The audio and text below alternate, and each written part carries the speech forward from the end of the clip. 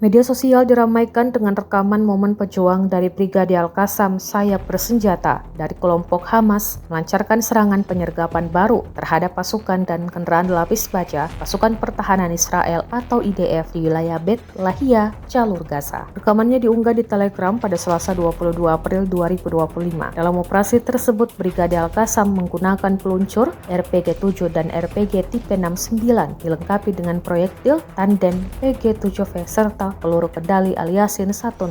Selain itu, mereka juga menggunakan senapan serbu tipe 561 dan tipe 562 dalam kontak senjata langsung.